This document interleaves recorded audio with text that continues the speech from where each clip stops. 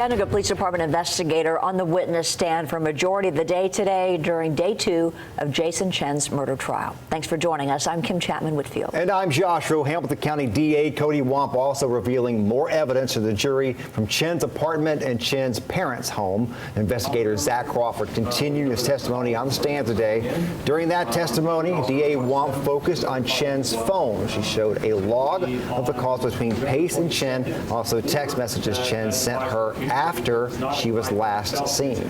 DA Wamp also zeroing in on Chen's apartment. We told you yesterday about investigators finding a massive amount of blood in the apartment using the chemical agent Blue Star. DA Wamp also showed pictures of the apartment's carpets torn up to show the underside. And during cross-examination, the defense asked Crawford if the police had done what they had done to preserve the crime scene. Did CPD take any steps to actually preserve Mr. Chen's apartment after law enforcement left November 26th, other than sitting outside watching doors? They shut the door. Okay. But we know that the Pace family had gotten in and they were not residents there, correct? Correct. So there's no crime scene tape, there's no seals that are placed by CPD, correct? No. During our first search of the apartment, after the carpet was further peeled back, you can see a larger reddish-brown discoloration that's consistent with blood. And you can see that discoloration also then seeps directly back into the carpet or to the padding as well. Based on your experience as a homicide investigator, what does that substance look like to you? Blood. Investigator Crawford also testifying during cross-examination that he believes there were not a lot of errors in this case after the defense called the police department, quote, incompetent yesterday. Let's now go live to News Channel 9's Meg Doyle as she continues her reporting of this case today. Meg. Josh, Kim, investigator Crawford's testimony took up the majority of the day today, and tensions were very high in the courtroom as Crawford went over the chain of events that led to the arrest of Jason Chen. Emotions remain high in the courtroom as both families watch as testimony recounts the moments homicide investigators tracked Jason Chen to his parents' house. Can you describe for the jury what Mr. Jason Chen's demeanor was? More defensive. Would you describe him as calm? Yes. This picture shows Jason Chen at his parents' house in Nolensville, Tennessee. An investigator testified that when CPD executed a search warrant there, they found Jasmine Pace's SIM card inside his eyeglass case in this backpack, and this written on a note on a desk. Saturday, November 19th, last time I saw her.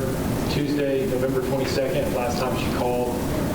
She has been a scribbled out word, long history of running away from her parents, comma, ran away to Canada, comma, has a restraining order against her ex, period. Detective Zach Crawford said CPD found this screenshotted message on Chen's phone. It's good morning, slept like a baby, question mark, made myself a matcha. Next one, starting at Wednesday at 3:03 p.m.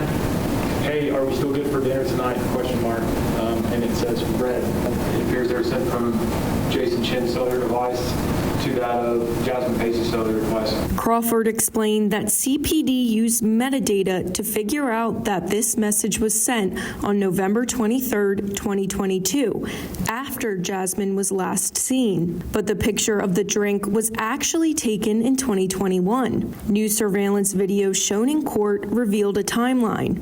Around 5:59 p.m., Chen is seen dragging a suitcase and then his car driving away moments later.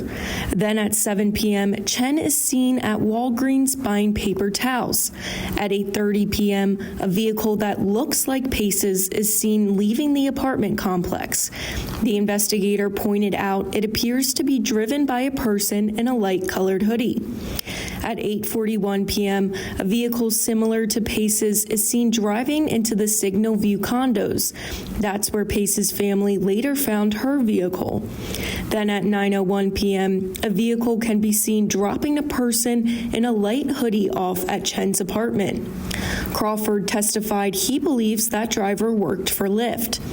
CPD executed a search warrant at Chen's apartment and found multiple blood stains inside. They also showed this picture of a pair of pants that appeared to have a large blood stain outside a dumpster at Chen's apartment and white shoes. This is a photograph from the interior of the dumpster area, just inside the gated area. And what can you see on the ground there?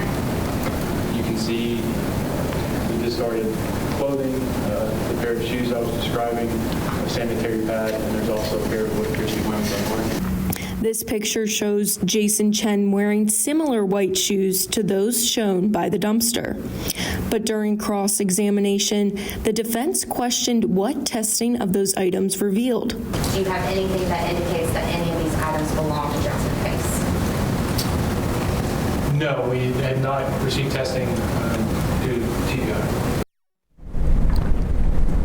Detective Crawford did say the shoes were size 11 or 11 and a half, but he said that CPD did not test the shoes to see if there was any DNA tracing it back to Chen or blood from Jasmine Pace.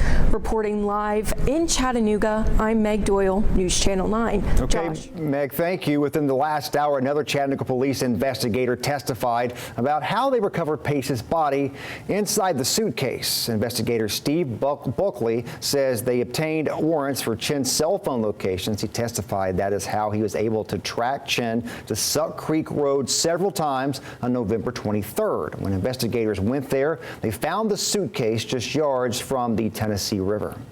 So because I had gloves on, I placed my hand on various parts of that trash bag and its contents, and I could feel what was consistent with a human head, shoulders, and a torso. At that point, we were even more certain that we had found Jasmine Pace, but certainly that we had found a body. Buckley testified they found the suitcase within minutes of getting out of their vehicles.